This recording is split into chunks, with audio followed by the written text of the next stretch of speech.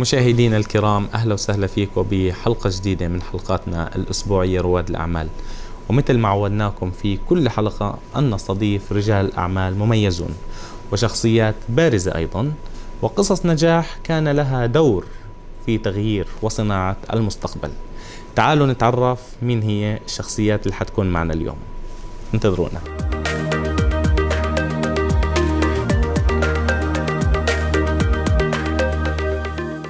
مشاهدينا الكرام، أهلا وسهلا فيكم بحلقة جديدة من حلقاتنا الأسبوعية رواد الأعمال.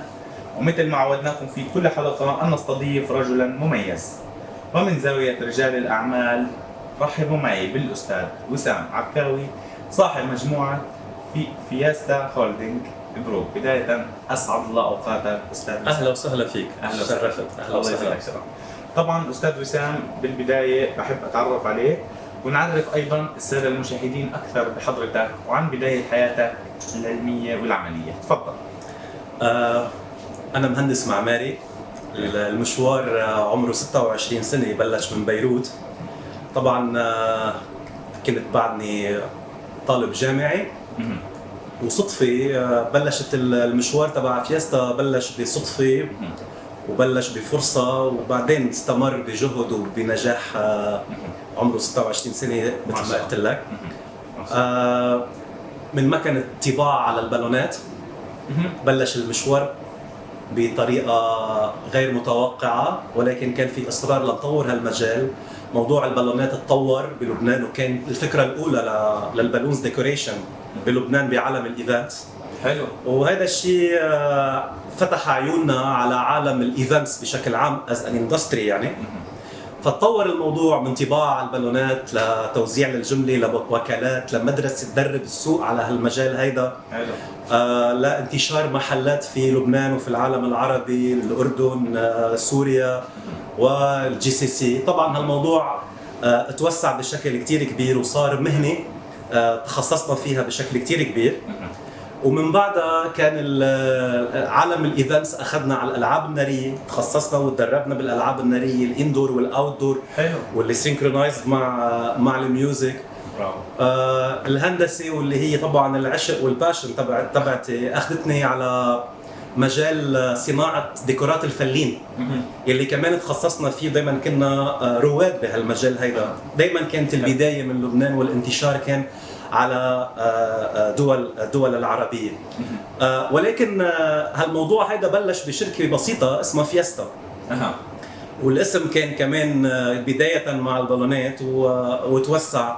ولكن لقينا حالنا انه كل ديبارتمنت من هالخدمات اللي عم نقدمها بعالم الايفنتس صار لازم نتخصص فيها اكثر وتحويلها لشركات متخصصة مع ناس متخصصين. وهذا الشيء يلي اخذنا على التخصص بشكل انه الديبارتمنت تبع الالعاب الناريه صار ايجوال. وايجوال جولف فاير ووركس هي شركه موجوده في الامارات.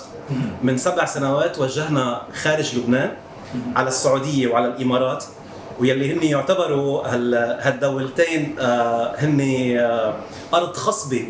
اقتصاد الوطني العربي كان. نعم، أرض خصبة إن كان من ناحية الذوق أو القبول بأي شيء جديد وجميل.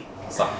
فإيجوال جولف هي شركة كانت موجودة في الإمارات، ولكن كان عندها ظروف معينة تعرفت عليها بالصدفة كمان، واشترينا هيدي الشركة يلي موجودة في أبو ظبي، ومكاتبها بين أبو ظبي ودبي. وهي وحدة من 5 شركات عندها رخصة الألعاب النارية لتخدم الإمارات والسوق العربي بشكل عام. حلو. وهذا الشيء منه موجود بالدول العربية كترخيص للألعاب النارية. الإمارات منظمة هالموضوع هيدا بطريقة محترفة جدا، وهذا الشيء كان بحيث انه تكون سيف. نعم. أهم شيء كان موضوع السيفتي وموضوع التخصص للشركات والفريق العام اللي بيكون فيها.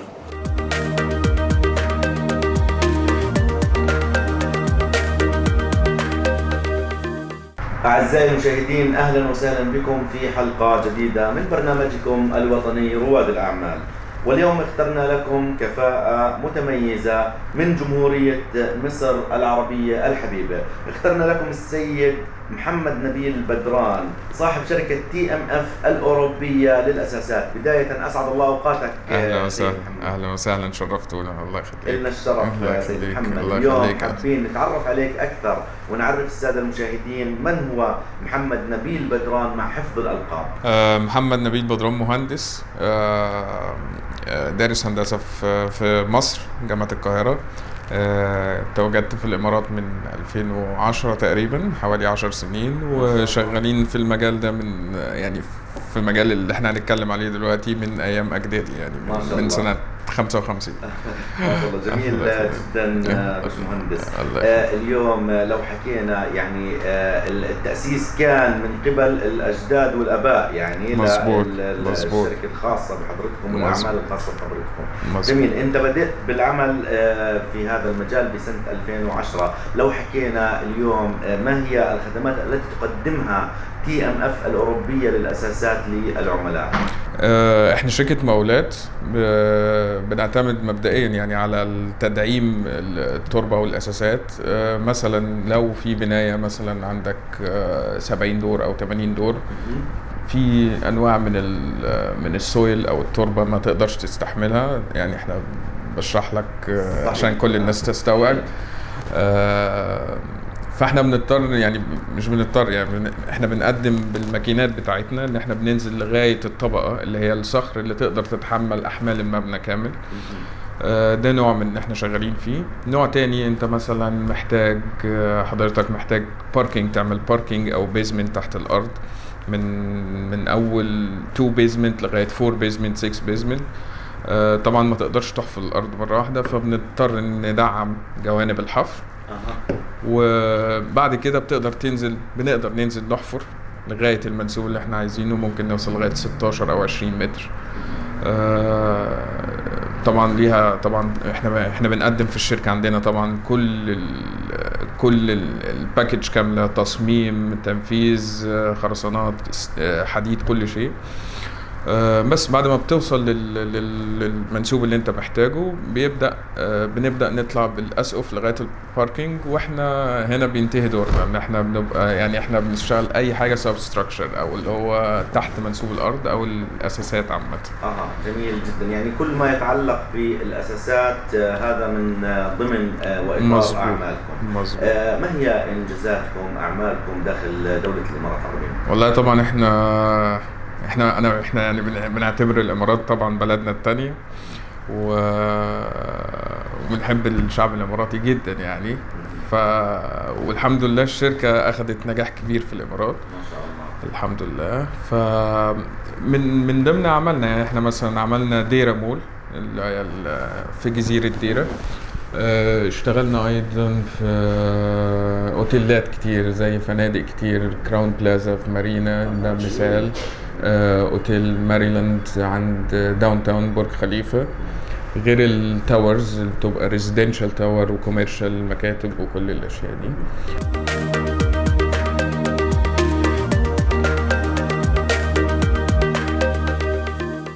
مشاهدينا الكرام، أهلا وسهلا فيكم بحلقة جديدة من حلقاتنا الأسبوعية رواد الأعمال. ومثل ما عودناكم في كل حلقة أن نستضيف رجلا مميز، ومن زاوية رجال وسيدات الأعمال رحبوا معي بالسبيشال بزنس وومن المدام تبسم أفسر، الأونر لي سام تكنولوجيز كومباني. بداية good afternoon madam. Good afternoon. Madam Tabassum, in the first I want to meet you and let the viewers knows about your professional life when you came here to UAE, how you started your own business. Yes, I came in July 2000. I just finished my post-graduation. I came to UAE with my husband after my marriage. And then after I came to Dubai, I explored the market. And I have done my master's in biotechnology and my advanced diploma in computer science.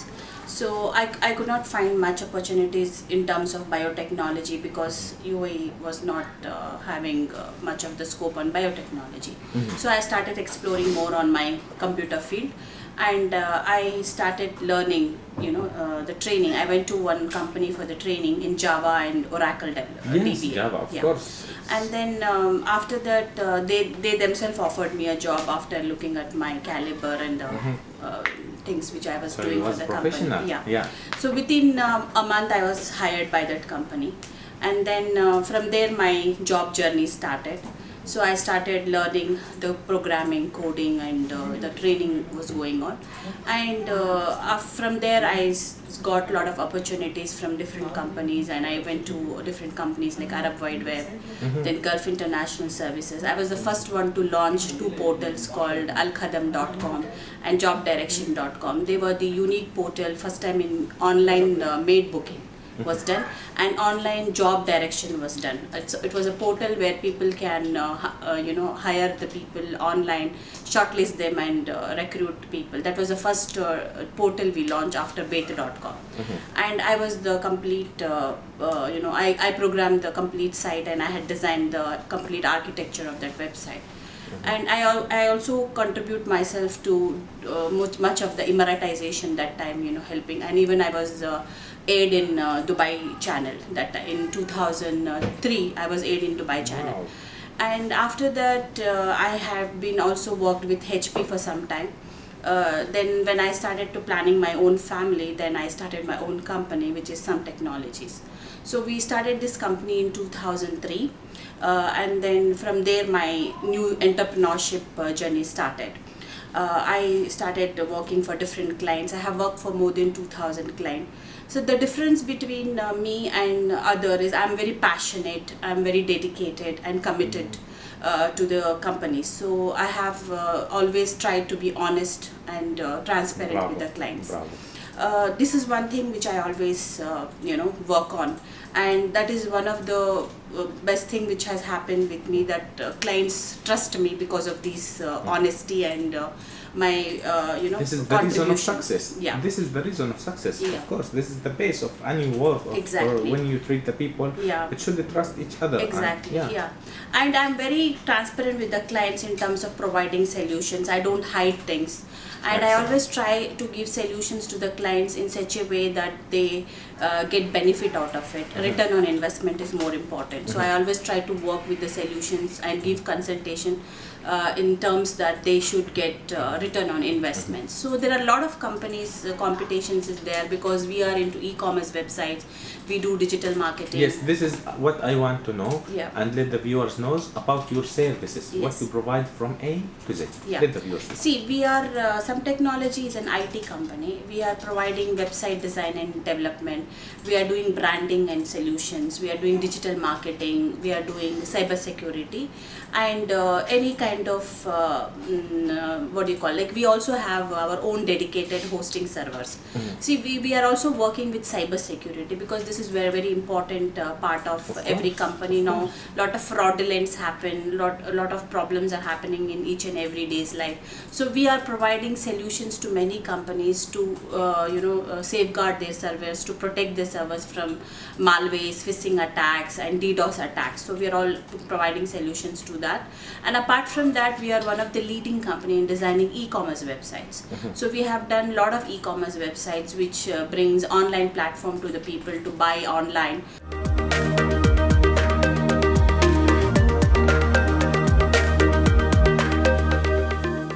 أعزائي المشاهدين، أهلا وسهلا بكم في حلقة جديدة من برنامجكم الوطني رواد الأعمال. واليوم اخترنا لكم رجل أعمال وصاحب كفاءة وتميز من جمهورية مصر العربية الحبيبة. اخترنا لكم السيد هيثم محجوب، صاحب شركة أورنج لتجارة المواد الغذائية والمشروبات. بداية أسعد الله أوقاتك سيد هيثم. أهلا وسهلا أستاذ أحمد. أهلا فيك. اليوم حابين نتعرف عليك أكثر ونعرف السادة المشاهدين بداية حياتك العلمية والعملية. أهلا وسهلا بحضرتك وأهلا وسهلا بالسادة المشاهدين. زي ما حضرتك تفضلت، هيثم عادل محجوب. أنا من مصر، مقيم بدولة الإمارات العربية تقريبا من سنة 2003. وصلت البلد، أنا اشتغلت البلد أول ما جيت محاسب فترة حوالي 7 سنين أو 8 سنين، وبعدين تدرجت في المجال الوظيفي وبدأت فكرت في العمل الخاص. والحمد لله رب العالمين بدأنا فيه وربنا أكرمنا، اللهم لك جاءت الحمد. الفكرة يعني خلال عملك في المحاسبة؟ والله هو أنا مجال عملي كان برضو في نفس المجال، فكرة الشغل الاستيراد والتصدير، بس فكرنا وقتها كان المنتج المصري مش موجود بكثرة في السوق هنا. طبعا الطبيعة الجغرافية كانت بتمنع وجوده باستمرار، فبدأنا نفكر ان احنا نشتغل ونوفره في بعض المنتجات المعينة، والحمد لله يعني وصلنا ان احنا من اوائل الناس اللي بدأنا ندخل المنتجات المصرية هنا وما زلنا اللهم لك الحمد يعني. ما شاء الله ما شاء الله. سيد هيثم، اليوم حابين نعرف السادة المشاهدين ما هي الخدمات التي تقدمها شركة أورنج لتجارة المواد الغذائية والمشروبات للمجتمع المحلي وعملائكم الكرام. شوف احنا هنا بنستقبل بنوفر منتجات الخضار والفواكه والمواد الغذائية من مصر، من الأردن، من لبنان، من اليمن، وبعض المنتجات من السعودية، وغالبا معظم وبنورد. يعني احنا هنا نعتبر سبلاير لشركات ومنافذ بيع كبيرة بالدولة. تقريبا معظم المنتجات المطلوبة بنوفرها، طبعا اهم شيء الجودة والسعر. اكيد اكيد. يعني انت لو حكينا بس خلينا ننوه على شغله، هلا بالنسبه للمواد الغذائيه، كل المواد الغذائيه التي تخص خضار وفواكه، ولا مثلا نوعيات معينه تعمل بها الشركه؟ هو انا لو هعمل في كل انواع الخضار والفواكه والمواد الغذائيه هيبقى صعب ان انا هركز في حاجات معينه. صحيح. فانا يعني تقريبا من الاردن معظم الخضروات، من مصر معظم الفواكه، لبنان معظم الفواكه، اليمن منتجات معينة فواكه معينة، لكن مش كل المنتجات، لأن هنا زي ما أنت عارف الإمارات مصب لكل المنتجات. صحيح. فبتلاقي يعني مقيمين الوافدين بيحتاج حاجات معينة. لو أنا طالب خضار معين فأنا عارف أنا بجيب إيه، طالب فواكه معينه فانا عارف انا مثلا هروح لصنف المانجا هجيبه من اي، انا عايز مانجا باكستاني، لا عايز مانجا مصري. صحيح. عايز رمان هجيب الرمان سواء كان يمني او مصري، هفاضل بين المنتجات. ففي منتجات مشهوره بعينها، يعني هو ده اللي احنا بنشتغل على اساسه.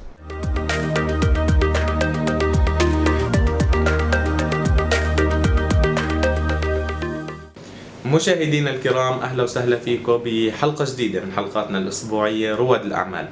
ومثل ما عودناكم في كل حلقة أن نستضيف رجلا مميز، ومن زاوية رجال الأعمال الأكثر جمالا رحبوا معي بالأستاذ تيمور شوقي، صاحب ومؤسس مجموعة شركات. بداية أسعد الله أوقاتك أستاذ تيمور. الله يسعدك. أهلا وسهلا فيك.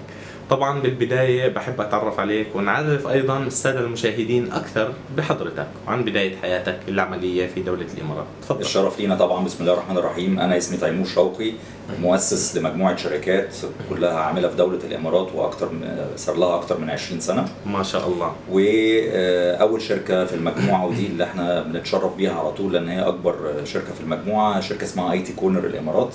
الشركة دي عاملة في مجال تكنولوجيا المعلومات، والحمد لله احنا أغلب مشاريعنا مع حكومة دولة الإمارات في أبو ظبي وفي دبي، وعلى المستوى المحلي وعلى المستوى الاتحادي.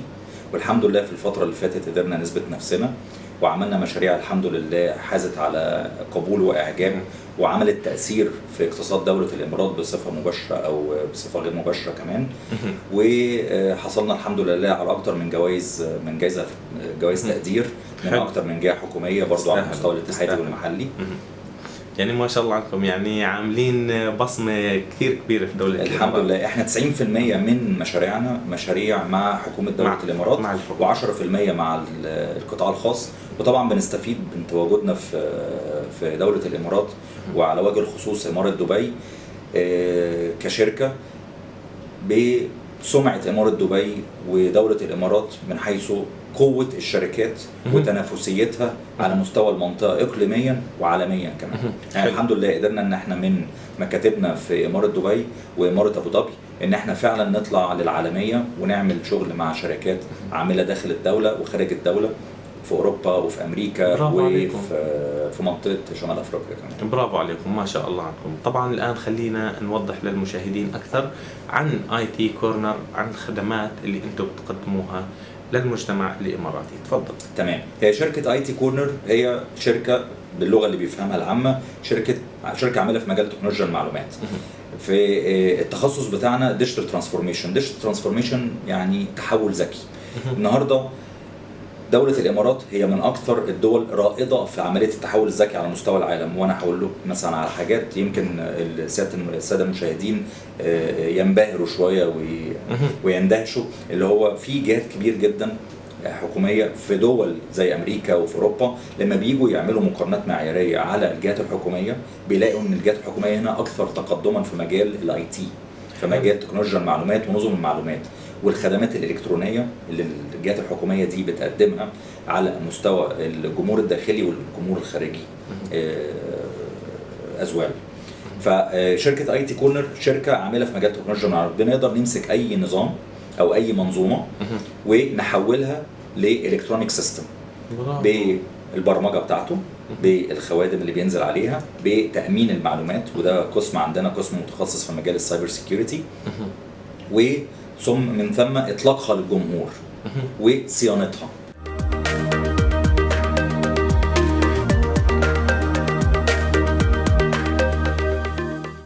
أعزائي المشاهدين، أهلا وسهلا بكم في حلقة جديدة من برنامجكم الوطني رواد الأعمال. واليوم اخترنا لكم رجل أعمال وكفاءة مميزة من جمهورية لبنان الحبيبة. اخترنا لكم السيد جميل الحفار، شريك ومدير شركة سكرية. بداية أسعد الله أوقاتك يا سيد جميل. الله يخليك، شكرا، أوقاتك أسعد. وأنا أول شيء بحب استغني من هالفرصة لحتى اللي أتشكر سماع العين على هاللقاء الحلو إن شاء الله يلي رح يكون. شكرا كثير لك سيد جميل. بالبداية حابين نتعرف عليك أكثر ونعرف السادة المشاهدين من هو جميل الحفار مع حفظ الألقاب. شكرا. جميل حفار إنسان بيشتغل بشركة إيطالية بمجال الحلويات والآيس كريم من سنة 1996. مركزي هو مدير مبيعات الشرق الأوسط وشمال أفريقيا بهذه الشركة. كنت مقيم ببيروت وكنت بيست ببيروت، وضمن سفراتي وجولاتي على المنطقة لقينا انه الامارات مركز مهم لحتى الواحد يكون فيه ويكون بيزد ويعمل استثمار بهذه المدينة. صحيح. جميل جدا. يعني اجت الفكرة ما بين تنقلاتك وزياراتك الى الامارات ودبي بالتحديد، يعني لا تأسيس هذه الشركة داخل امارة دبي. سيد جميل، اليوم لو حكينا ماذا تقدم شركة سكرية من خدمات للمجتمع المحلي وأيضا خارج دولة الإمارات؟ أوكي، نحن كشركة سكرية نحن متخصصين بصناعة الآيس كريم وبعض أنواع الحلويات كتير محددة. أوكي، المميز فينا أنه المواد الأولية اللي بنستعملها هي مواد أولية خام إيطالية، وكلها البيس تبعها طبيعي. اوكي، الاساس تبعها طبيعي، ما بنستعمل نكهات الالوان هالشغلات ابدا. بعطيك مثلا البيستاشيو، نستورد اجود انواع البيستاشيو من جزيره صقليه بايطاليا وبنستعمله ببضاعتنا. مثلا الفواكه كمان من ايطاليا كلها بتجي لحتى نعطي المستهلك افضل نوعيه بضاعه. اوكي، بضاعتنا ما فيها دهون نباتيه، ما فيها مستحلبات، ما فيها نكهات، وما فيها الوان. اوكي، وهذا بظن بكره ان شاء الله الجمهور الكريم بس يتفضل لعنا رح يدوق ورح يشوف شو هو الفرق. يعني ان شاء الله احنا دقنا وشفنا كيف يعني الايس كريم والبيستاشيو، صراحه شيء يعني طعمه كثير لذيذه وكثير مميزه. الله يخليك، الله يخليك، نتمنى لكم شكرا. كل التوفيق. الله يخليك، شكرا. سيد جميل، اكيد احنا بنحكي عن التميز، اكيد انتم تميزتوا في عده امور، حابين نعرف الساده المشاهدين شو الامور اللي ميزتكم في ظل المنافسه الشديده، لانه زي ما بتعرف دوله الامارات يعني تنافسيه والمنافسه في كل القطاعات والمجالات شديده جدا. شو الاشياء اللي ميزتكم اليوم؟ السوق بدولة الإمارات سوق معك حق منافس جدا. الاستراتيجية اللي اتبعناها انه قد ما فينا نطلع عالي بالكواليتي، كل ما علينا بالكواليتي كل ما تميزنا عن غيرنا. انت في صغيري مع كامل الاحترام للمنافسين اللي كثير بنحترمهم، فهيدا اليوم كل ما عليت بالكواليتي كل ما كنت مميز، كل ما اجى الجمهور اكثر لعندك. صحيح. اوكي، هذا مينلي يلي ميزنا يعني.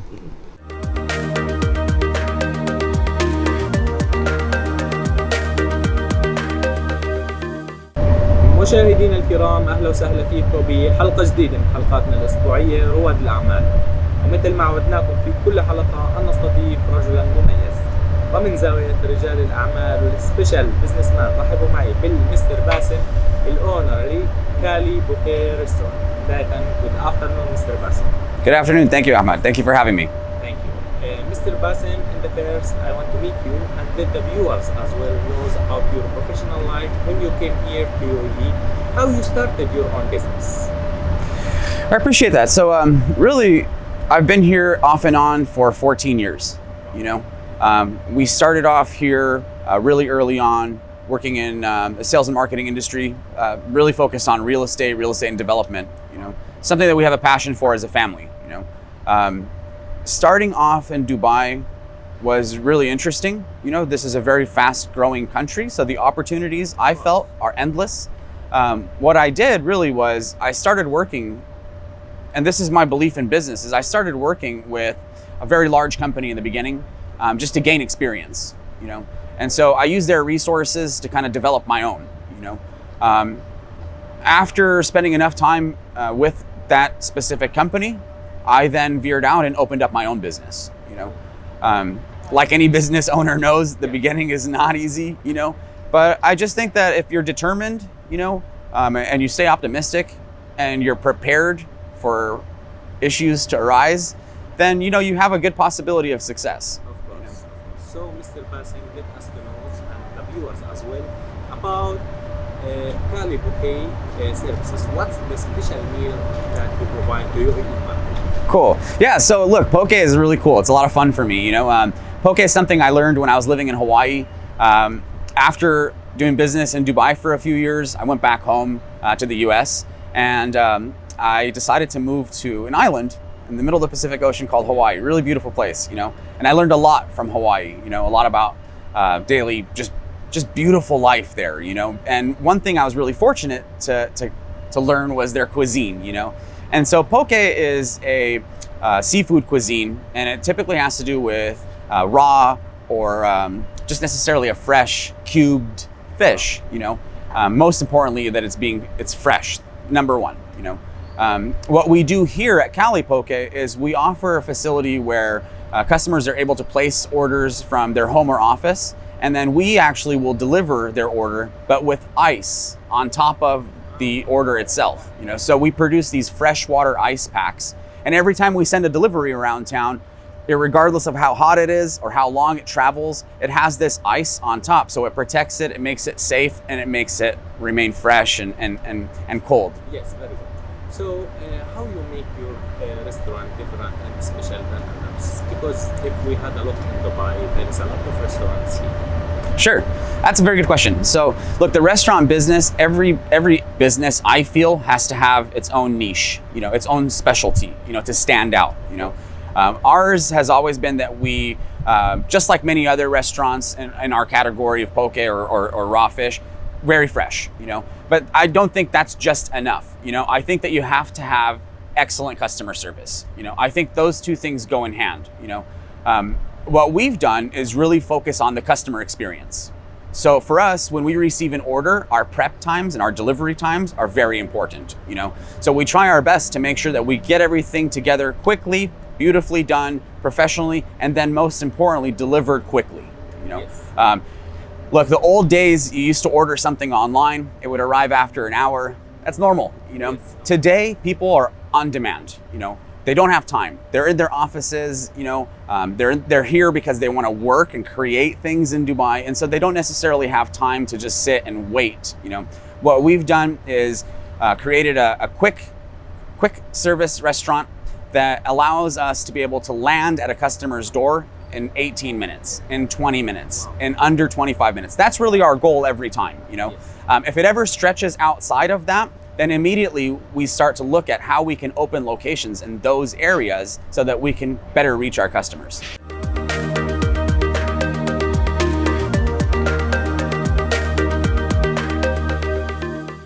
أعزائي المشاهدين، أهلا وسهلا بكم في حلقة جديدة من برنامجكم الوطني رواد الأعمال.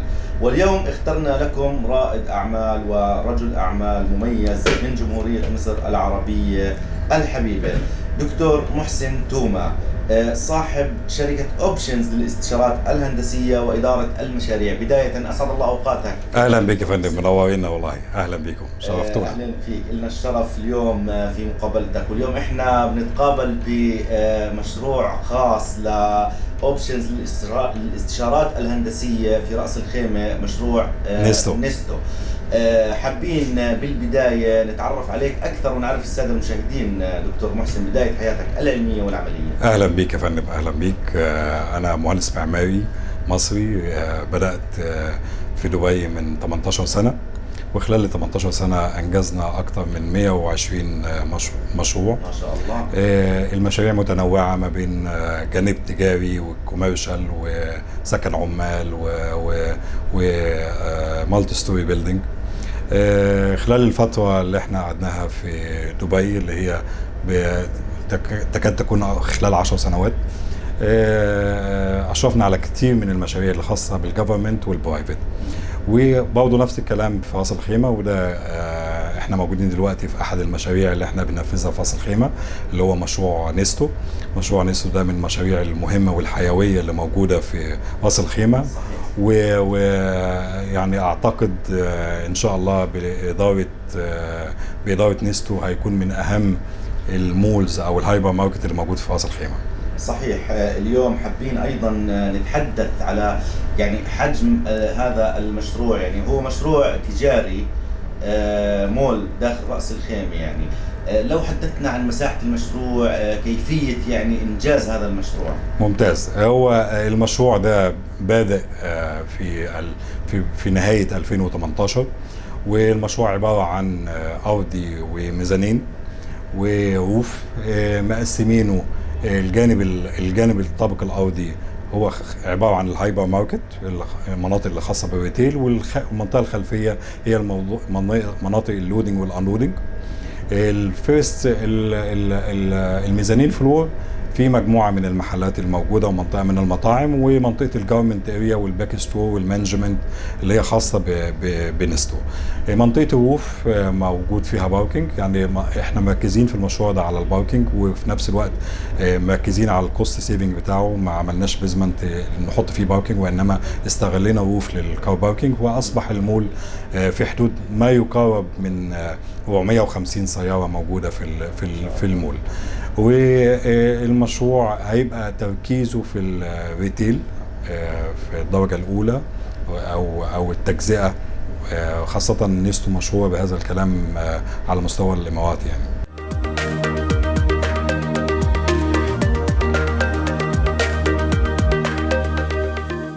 مشاهدينا الكرام، أهلا وسهلا فيكم من جديد في حلقة جديدة، وحلقة مميزة من برنامجكم الوطني رواد الأعمال. مثل ما عودناكم في كل حلقة أن نستضيف رجلا مميز، ومن زاوية السبيشال بزنس مان رحبوا معي بالمستر جريش، الأونر لجرانتيك كومباني. بداية good afternoon Mr. Grace. Good afternoon, very nice to meet you. Thank you so much. Me too. So Mr. Grace, in the first I want to meet you and let the viewers also know about your professional life when you came here to UAE, how you started your own business.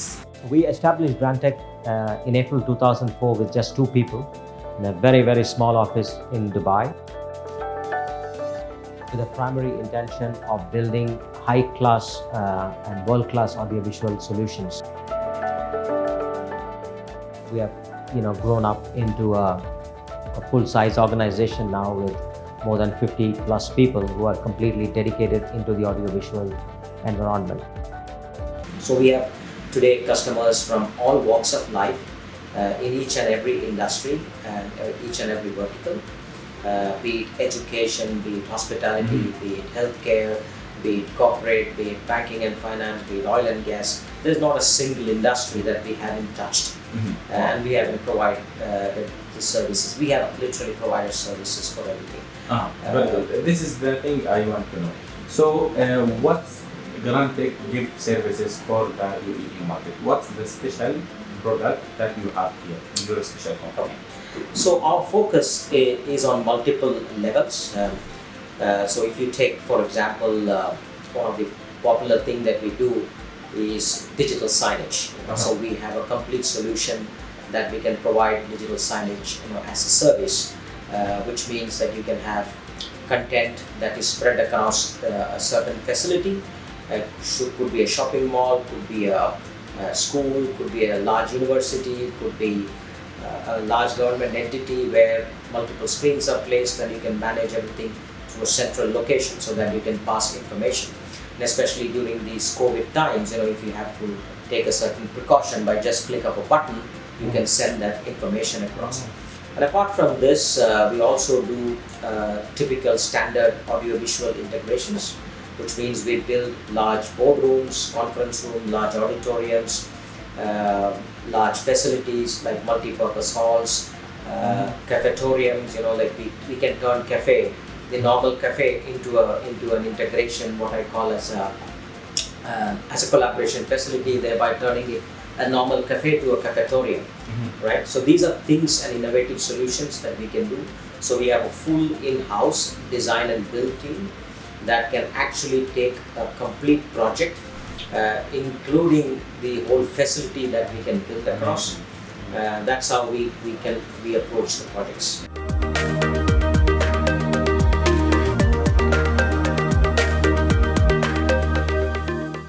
أعزائي المشاهدين، أهلا وسهلا بكم في حلقة جديدة من برنامجكم الوطني رواد الأعمال. واليوم اخترنا لكم كفاءة متميزة من جمهورية سوريا الحبيبة. اخترنا لكم السيد عبيدة حسام، صاحب محلات YSD للتجارة العامة. بداية أسعد الله أوقاتك سيد. أهلا وسهلا فيك عبيدة. أهلا وسهلا فيكم، الله يسعد أيامكم يا رب. أهلين فيك. حابين نتعرف عليك أكثر ونعرف السادة المشاهدين من هو عبيدة حسام مع حفظ الألقاب. يا أهلا وسهلا فيكم، الساعة المبارك بجايتكم طبعا، وشرف لنا أن نكون متواجدين ونكون بتلفزيون اللي هو سما لايف، سما العين لايف. فأساس نحن نعتبر هلا أول تلفزيون بيدخل بيصور بمكان اللي هو بيعتبر دعم لأصحاب المشاريع المنزلية وأصحاب المشاريع حتى اللي هم هلا بادين واللي كانوا بادين سابقا وعندهم صعوبات ليوصلوا للمنتج النهائي أو للمنتج اللي هي المواد الأولية. فأهلا وسهلا فيكم، وإن شاء الله نفيدكم باللي بنقدر فيه يعني. أهلا فيك. أهلا وسهلا. حابين نتعرف على بداياتك سيد عبيدة. حاضرين. ومن وين اجتك الفكرة لتأسيس هذه المحلات الخاصة بالتجارة العامة في دولة الإمارات؟ أهلا وسهلا فيكم.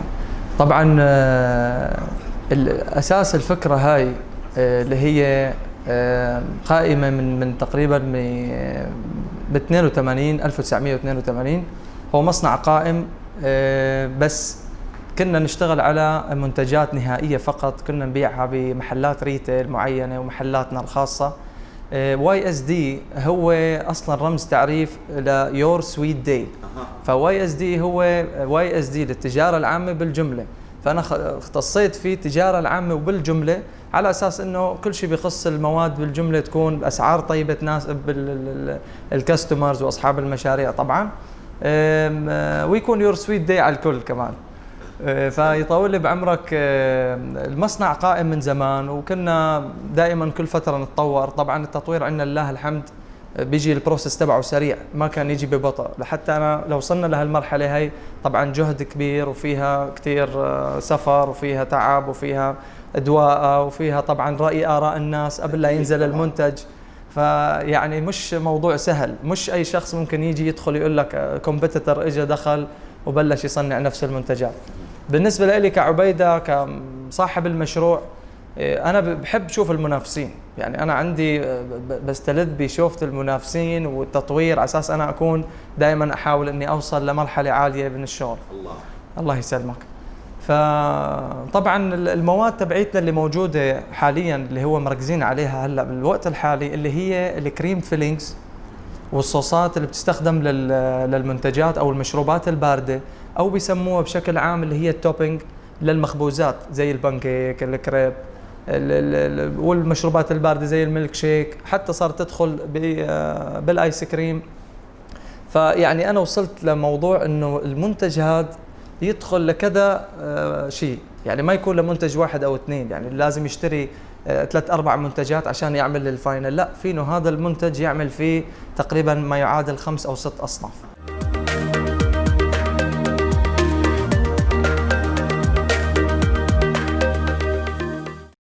مشاهدينا الكرام، أهلا وسهلا بكم بحلقة جديدة ومميزة من برنامجكم الوطني رواد الأعمال. كما عودناكم في كل حلقة أن نستضيف رجلا مميزا من زاوية سبيشال بزنسمان. رحبوا معنا بشمشو كالكار من شركة كالكار ريل استيت كومباني.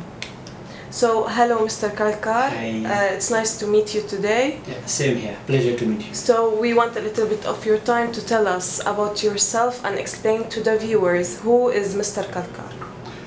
Well, hello everyone, good day to you guys. My name is Samshu Kalkar and I'm originally come from India. Well, I'm dwelling in this beautiful country for the past almost 24 years. Wow, yeah. Yeah, but yeah, inshallah, sooner, 25, I'm going to, silver jubilee, inshallah. And well, I have come from a business family. My background is, we have a business in back home. It's in always India? in India, yeah, exactly. It's always, attracted towards Dubai and UAE, to come and start up a business and all. When I came initial days, I was into automobile industry. Yeah. Then later stage, here what happened is like the Imar. They started launching their properties like rent to own, and after that the people are attracted towards it. And we thought of, okay, why don't you jump into real estate industry then? Yes. Yeah. Better opportunity. Yeah, exactly. Then what happened was like we started initially leasing the premise, showing to the people. But alhamdulillah, so we have then set up a thought of opening a company. Yeah. So it's like almost now we are going to complete 14 years is completed our company, yeah. And we are stepping ahead for 15 years now. So you've been here 20 to 25 years? I'm here, this is my 25th year, a few months I'm going to complete 25 years. And this Kalkar real estate company is 15 years, we're going to complete 15 years. So Mr. Shams, what do you provide us? What is the services you provide here in your real estate? Well, it's a good question you asked me. Why we are here for? We have to serve you better. Yeah. Well, we start with the buying a properties. As I told you, we actually manage investors' portfolio. Yeah. For example, you are an investor. Of course, you ended up with the buying a properties here. We deal with many different nationalities, and they come all over from the world. Of course, here this is the place where mostly attracted to them, and they buy a property. Yeah. Now, for buying a property, what they do, of course, we wanted to go ahead with the leasing their premise, and we have to manage their property. All right, and we do a facility management. We do rent their property. We wanted to sell their property. We buy for them, and this is what basically we do. And of course, managing the properties as well. And we have a maintenance company and all. We provide all this, the maintenance issues with the property, and overall it's basically, we call it as a one-stop solutions. So you're from the beginning with the viewers, you're from the beginning with the people who come here till the end. Till the end. Yeah. Till the end. Yes, exactly. That's very nice. Yeah. Even we manage their properties. We have multiple properties, like the commercial units. We have apartments, we have villas. The few people wanted to buy a land and build buildings. This is what we do.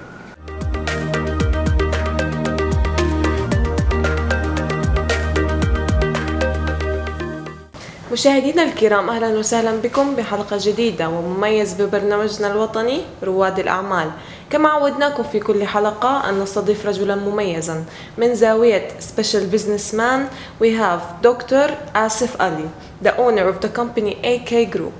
So it's nice to meet you, Dr. Ali. Nice to meet you as well. So I want you to tell us a little bit about yourself as a businessman and how you started your business here and why here specifically. Well, let me give you a little background about myself. I'm basically from the pharmacy background. Yeah. And I worked for the pharmaceutical company before I started my own businesses. I was in the product department, I was in business marketing here, and finally I reached as a CEO in the pharmaceutical company before I started my, as I mentioned before. So when you reach to that position, you wanted to do your own, and that's what I started my own thinking, so where to go and do my own businesses. Of course, the UAE, it became one of my first choice to come here and see how we can start my business. I came in the UAE in 2006. Wow, It's almost 14 years back. Yeah, that's a lot, really. Yeah, alhamdulillah. But little for a success. Alhamdulillah. Alhamdulillah. So I came in 2006, and over the 14 years now in this country. I started as a company, and now we are as an AK group of company around the world. We have a company in USA, we have a company in Australia, we have a company in Pakistan, India, and we are growing day by day. So we are more focused on aesthetic business, healthcare sector, medical equipment. AK is more focused in the Middle East and Southeast Asia. We believe on providing the highest quality and product services to all our clients.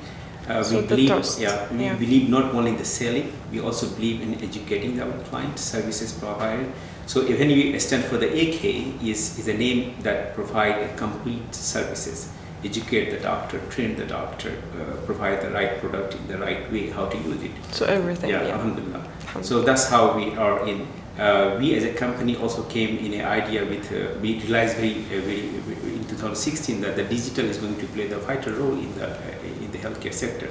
So we analyzed the market, and since 2016 we do a lot of the research and development, and we formed a company in 2018 in the Delaware, where we have developed the app, and all the patent and the trademark is registered in the Delaware company.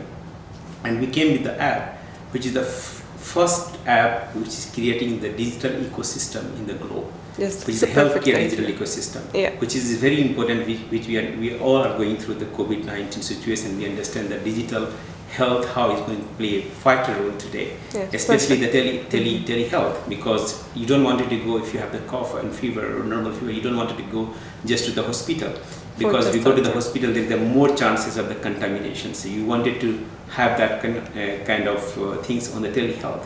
So we just launched an app through our company, and we believe that this is going to be one of the addition to our group and successful venture. Yes, mashallah. So I want you to tell us what services exactly do you provide? So we provide aesthetic, as I said, we are in the focus in the aesthetic medicine. So we are providing the filler, breast implant, medical equipment, which is all about the feel good and look beautiful. So anybody who wanted to feel good, look beautiful is the product that we are providing. And if you see around this is the trend today. You wanted to look beautiful. You cannot stop the aging, but you can definitely delay the aging. So that's the product we are supplying. Most of our product is used by plastic surgeons, dermatologists, and renowned plastic surgeons around the Middle East and Asia Pacific.